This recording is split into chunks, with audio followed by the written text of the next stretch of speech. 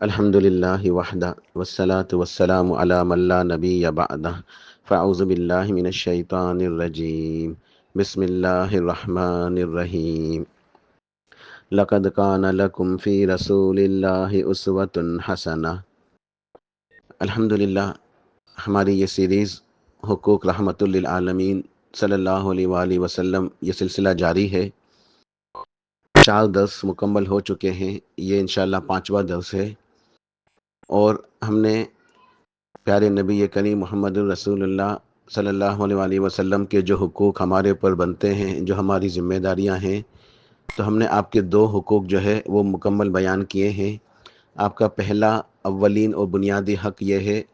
کہ ہم آپ کے اوپر اچھی طرح ایمان لائیں، سچا ایمان لائیں اور آپ کی تصدیق کریں۔ دوسرا آپ کا حق یہ ہے کہ ہم آپ کی ذات اقدس کے بارے میں غلو نہ کریں۔ آج کے درس میں انشاءاللہ آپ کا تیسرا حق بیان ہوگا، اور وہ اہم ہے، بہت زیادہ اہم ہے۔ اصل اسی مسئلے کو سمجھنا ہے، یہیں پر ہی جو ہے اکثر لوگ جو ہے وہ پھر گمراہی کا شکار ہو جاتے ہیں اور صراط مستقیم سے بھٹک جاتے ہیں۔ آپ کے جتنے بھی حقوق ہیں ان میں سب سے اہم ترین حقوق میں سے 2 بنیادی حقوق ہیں، ایک آپ کے اوپر ایمان لانا، اور دوسرا آج جب انشاءاللہ بیان ہوگا آپ کا تیسرا حق ہے کہ وہ ہے کہ آپ صلی اللہ علیہ وسلم کی اتباع کرنا۔ پیارے نبی کریم محمد الرسول اللہ صلی اللہ علیہ وسلم، آپ معلم کائنات ہیں، آپ کی اتباع کرنا، آپ سرتاج رسول سرور کائنات صلی اللہ علیہ وسلم کی مکمل اتباع کرنا، تو یہ آپ کا تیسرا حق ہے۔ اتباع کہتے ہیں اطاعت کو۔ اتباع اور اطاعت یہ ایک ہی ہے، اس کا مطلب ہے کہ بات ماننا، پیروی کرنا، پیچھے چلنا یا نقش قدم پر چلنا، یعنی زندگی گزارنا، زندگی کا ہر پہلو، ہر گوشہ، اس میں اسی بات کو مد نظر رکھنا کہ پیارے نبی کریم صلی اللہ علیہ وسلم کی پاکیزہ تعلیمات کیا ہے، آپ کی سنت کیا ہے، اتباع سنت کا راستہ۔ تو آپ کی اتباع کرنا یہ ہم سب کے لیے لازم ہے، واجب ہے، فرض ہے، ضروری ہے۔ آپ کی اتباع کرنا، آپ کی پیروی کرنا، آپ کے پیچھے چلنا، آپ کی باتوں کو ماننا، آپ کی سنت کے مطابق اعمال کرنا، سنت کے مطابق زندگی گزارنا، آپ کی احادیث کو دل و جان سے لگانا، اس کو حجت سمجھنا، جو بات صحیح طرح حدیث سے ثابت ہو جائے، قرآن و حدیث سے، اسی کے مطابق عمل کرنا، یہ ہم سب کے اوپر واجب ہے، فرض ہے، لازم ہے، ضروری ہے۔ اس کے بغیر نجات نہیں ہے، اس کے بغیر کوئی کامیابی نہیں ہے، اور یہی صراط مستقیم ہے۔ اور جو اس کو نہیں سمجھے گا، اس راستے پہ نہیں چلے گا، تو وہ بھٹکا ہوا ہے، وہ گمراہ ہے۔ اتباع سنت کے جو مسائل ہیں، اس کو میں آسانی سے سمجھانے کے لیے میں نے اس کے اندر 5 نکات یا 5 امور بیان کیے ہیں، یعنی 5 نکات ہیں، 5 باتیں ہیں یا 5 امور ہیں، یا یوں سمجھ لیں کہ 5 مسئلے ہیں۔ اتباع سنت کو سمجھنے کے لیے ہمیں 5 مسئلوں کو یا 5 نکات کو سمجھنا ہے۔ جب یہ نکات سمجھ میں آ جائیں گے تو انشاءاللہ ہمیں اتباع سنت کا راستہ نہایت ہی آسانی سے سمجھ میں آ جائے گا۔ تو یہ جو آپ کا تیسرا حق ہے، آپ کی اتباع کرنا، اس سلسلے میں 5 باتیں بیان ہوں گی۔ پہلا نکتہ یا پہلی بات ہے کہ آپ علیہ الصلوۃ والسلام کے صلی اللہ علیہ وسلم، آپ کے اسوہ حسنہ کو سب سے اچھا سمجھنا، ماننا اور اس کی پیروی کرنا۔ آپ کے اسوہ حسنہ کو سب سے اچھا سمجھنا، سب سے بہترین ہے یہ، اور اسی کو ماننا، اسی کی پیروی کرنا۔ دوسرا نکتہ ہے کہ اس بات کا یقین رکھنا کہ آپ کی اطاعت در حقیقت اللہ تعالیٰ کی اطاعت ہے۔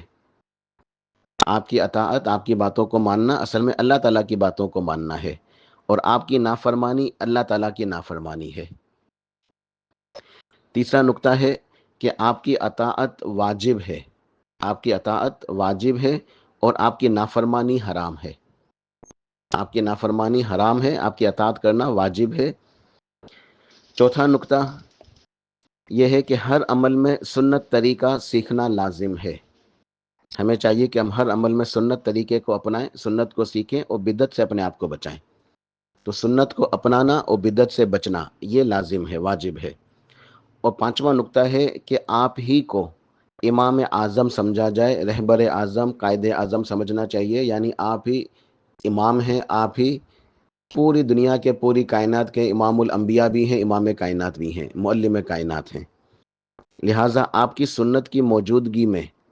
آپ کی سنت کے ہوتے ہوئے کسی کی رائے کے اوپر عمل کرنا حرام ہے۔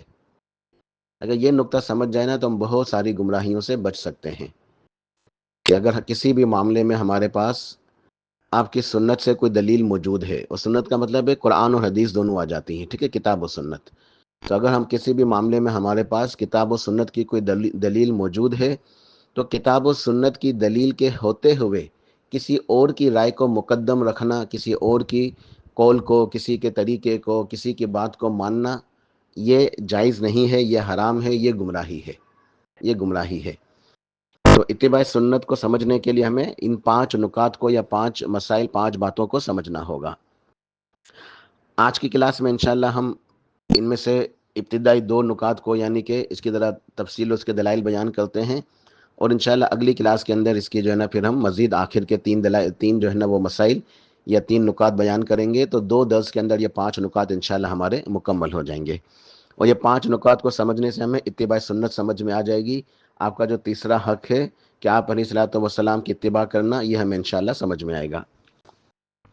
تو پہلا امر یا نقطہ یا مسئلہ یہ ہے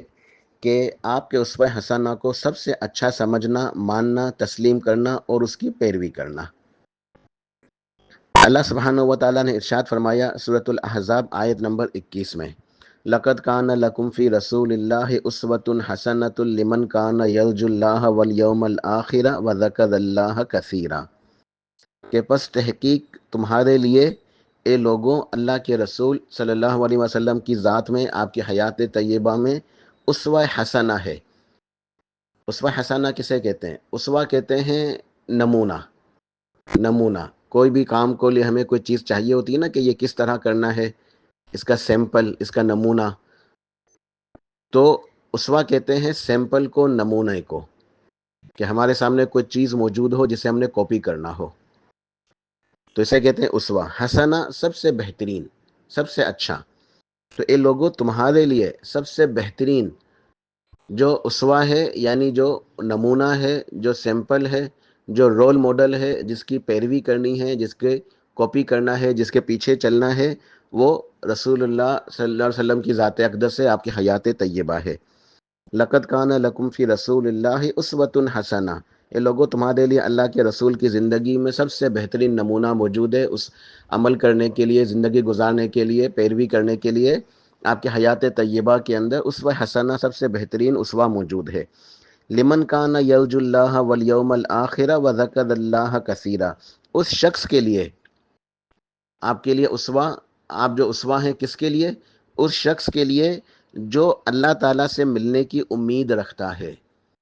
جو اللہ تعالیٰ کے اوپر ایمان رکھتا ہے، اور قیامت کے دن کے اوپر ایمان رکھتا ہے، اور اللہ کا کثرت سے ذکر کرتا ہے، اور اللہ تعالیٰ کا کثرت سے ذکر کرتا ہے۔ تو یہ شخص کے لیے اسوہ حسنہ کیا ہے؟ آپ کی حیات طیبہ، یعنی کہ پیارے رسول کریم صلی اللہ علیہ وسلم کے اتباع وہی لوگ کرتے ہیں، آپ کی پیروی وہی لوگ کرتے ہیں، آپ کو اسوہ حسنہ وہی لوگ سمجھتے ہیں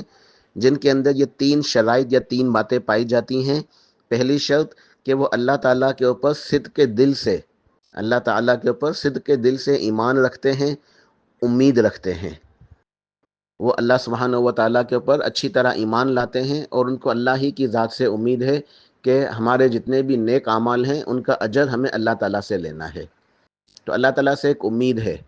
اجر لینے کی امید، اجر و ثواب کی امید، رحمتوں کی امید، مغفرت کی امید، کہ اللہ تعالیٰ ہمیں نوازے گا، ہم پہ رحم فرمائے گا، ہمیں معاف فرمائے گا، ہمارے لیے آسانی والے معاملات فرمائے گا، ہم سے درگزر فرمائے گا۔ تو جو اللہ تعالیٰ کے اوپر صدق کے دل سے ایمان لاتے ہیں، اللہ تعالیٰ سے ہی امید رکھتے ہیں، اور دوسری شرط کہ قیامت کے دن کے اوپر بھی یقین رکھتے ہیں، حساب کتاب کے اوپر، قیامت کے دن کے اوپر ان کا ایمان ہے، ان کا یقین ہے، وہ اپنے حساب کتاب کی فکر کرتے ہیں، ڈرتے ہیں، اللہ کے سامنے پیش ہونے سے ڈرتے ہیں، اللہ کے سامنے حساب کے لیے کھڑے ہونے سے ڈرتے ہیں،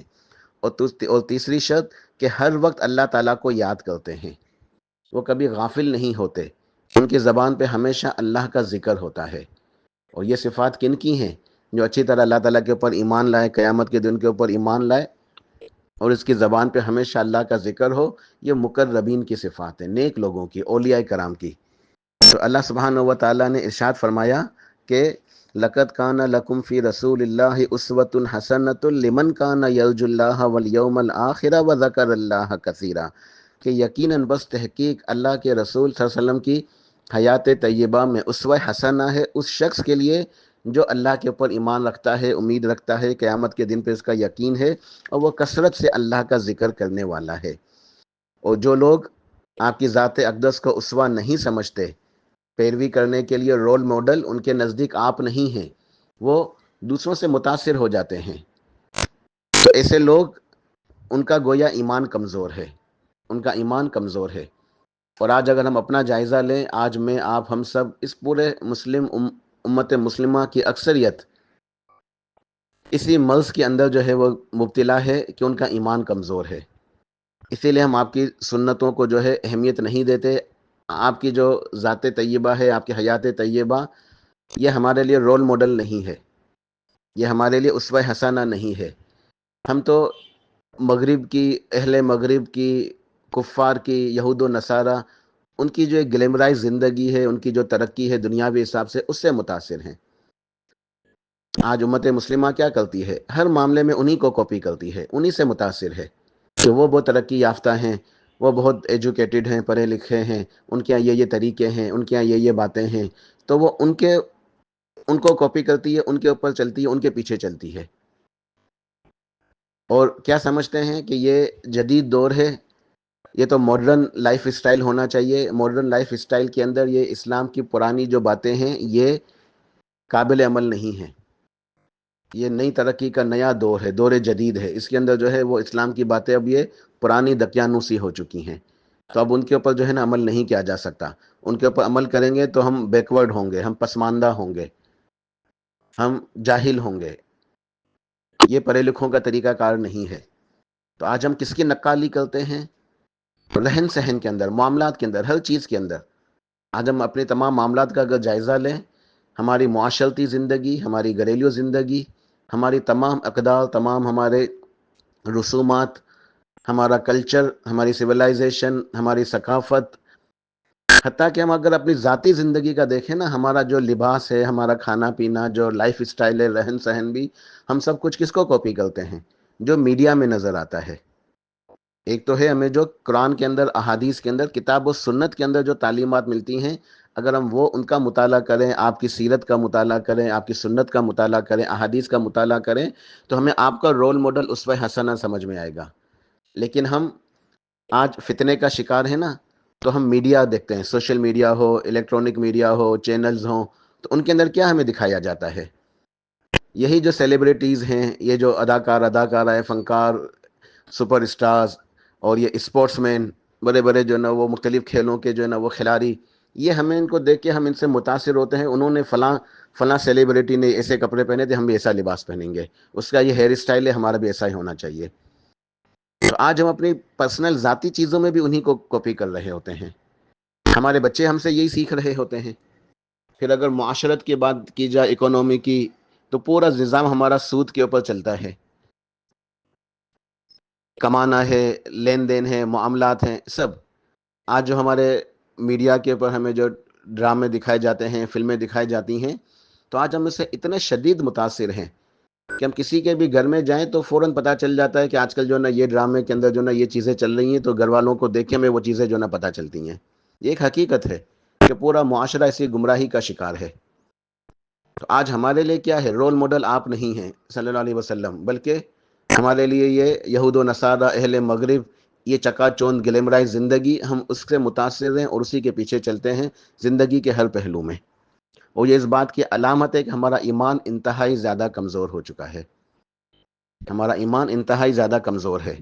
ہم اللہ سے غافل ہیں، اللہ کو یاد نہیں کرتے، اللہ کا ذکر نہیں کرتے۔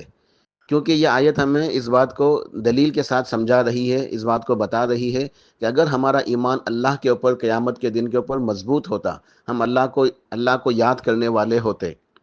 اللہ کا ذکر کرنے والے ہوتے، پھر تو اللہ کے نبی علیہ السلام کی ذات اقدس، آپ کی حیات طیبہ، یہ ہمارے لیے اسوہ حسنہ ہوتی، یہ ہمارے لیے عمل کرنے کے لیے بہترین نمونہ ہوتی، یہ ہمارے لیے ایک رول ماڈل ہوتی. لیکن آج معاملہ اس کے برعکس ہے. اللہ سبحانہ و تعالیٰ نے سورہ حشر آیت نمبر 59 میں ارشاد فرمایا وما آتاکم الرسول فخذوہ وما نہاکم عنہ فانتہوا واتقوا اللہ ان اللہ شدید العقاب،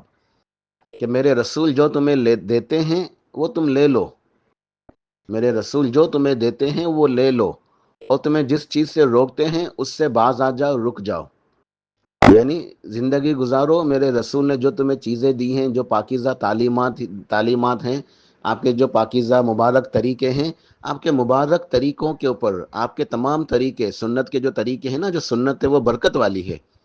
جو مبارک طریقے ہیں برکتوں والے ہیں، سنت کے اوپر عمل کرنا برکت ہے، باعث برکت ہے.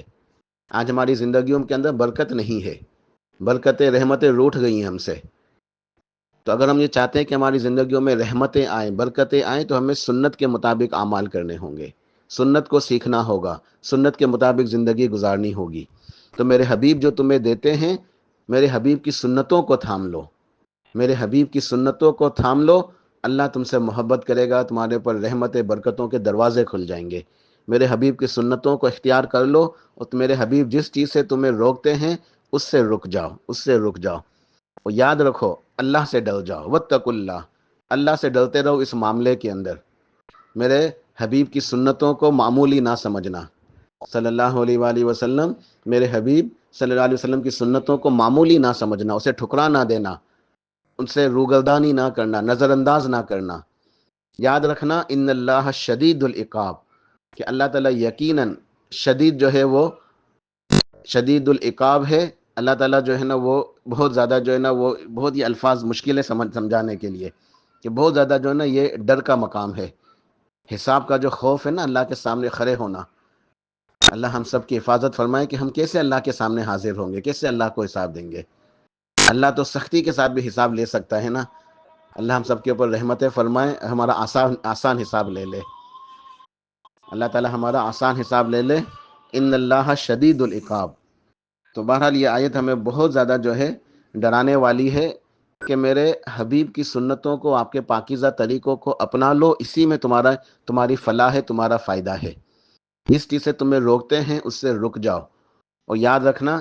واتقوا اللہ ان اللہ شدید العقاب. صحیح مسلم کے اندر ایک روایت ہے، سیدنا جابر بن عبداللہ رضی اللہ عنہما ارشاد فرماتے ہیں کہ پیارے رسول اللہ صلی اللہ علیہ وسلم، آپ جب بھی جمعے والے دن خطبہ ارشاد فرمایا کرتے تھے تو ارشاد فرماتے تھے فَإِنَّ خَيْرَ الْحَدِيثِ كِتَابُ اللَّهِ وَخَيْرَ الْهَدْيِ هَدْيُ مُحَمَّدٍ صلی اللہ علیہ وآلہ وسلم وَشَرَّ الْأُمُورِ مُحْدَثَاتُهَا وَكُلُّ مُحْدَثَةٍ بِدْعَةٍ وَكُلُّ بِدْعَةٍ ضَلَالَةٍ وَكُلُّ ضَلَالَةٍ فِي النَّارِ. کہ پس جان لو فَإِنَّ خَيْرَ الْحَدِيثِ كِتَابُ اللَّهِ، سب سے بہترین بات جو ہے، سب سے بہترین کلام، سب سے بہترین جو بات ہے، سب سے بہترین کلام وہ کتاب اللہ، اللہ کی کتاب، اللہ کا کلام قرآن مجید ہے. وَخَيْرَ الْهَدْيُ هَدْيُ مُحَمَّدٍ صلی اللہ علیہ وآلہ وسلم، اور سب سے بہترین طریقہ، سب سے بہترین طریقہ، سب سے بہترین راستہ، سب سے بہترین اسوہ وہ میرے حبیب صلی اللہ علیہ وسلم کا ہے. جان لو کہ سب سے بہترین بات اللہ کی کتاب قرآن پاک کی ہے، اور سب سے بہترین جو طریقہ ہے، سب سے بہترین جو سنت ہے، سب سے بہترین جو راستہ ہے، سب سے بہترین جو اسوہ ہے، جو سب سے بہترین جو نقش قدم، فوٹ پرنٹس کے اوپر چلنا ہے نا، وہ میرے حبیب کے فوٹ پرنٹس ہے. آپ کے نقش قدم پہ چلو، سیدھی جنت ملے گی. بہت جو ہے نا یہ جملہ یاد رکھنے کے قابل ہے کہ پیارے حبیب صلی اللہ علیہ وسلم کے نقش قدم پہ چلیں گے، سیدھی انشاءاللہ جنت ملے گی، اللہ کی رحمتیں برکتیں ملیں گی. تو سب سے بہترین راستہ، سب سے بہترین طریقہ، سب سے بہترین اسوہ اللہ کے نبی علیہ الصلوۃ والسلام کا ہے. اور جان لو کہ وہ شر الامور محدثاتها، سب سے بدترین امور، سب سے برباد اور ہلاک کر دینے والے جو کام ہیں، سب سے برے ہیں، جو سب سے بدترین ہیں، جو وہ کون سے کام ہیں؟ دین کے اندر نئے نئے کام ہیں، اور دین کے اندر نکالا ہوا ہر نیا طریقہ، دین کے اندر بنایا ہوا ہر اپنی طرف سے گڑھا ہوا، نکالا ہوا، بنایا ہوا، خود ساختہ، جتنے بھی خود ساختہ طریقے ہیں عبادتوں کے، جتنے بھی خود ساختہ طریقے ہیں اللہ کو راضی کرنے کے لیے نیکی سمجھتے ہوئے جو نئے نئے طریقے ہیں، یہ سب کی سب بدعتیں ہیں، اور ہر بدعت گمراہی ہے، ہر گمراہی کا انجام جہنم ہے۔ تو یہ پہلا نقطہ ہے اتباع سنت کو سمجھنے کے لیے، کہ آپ کا اسوہ حسنہ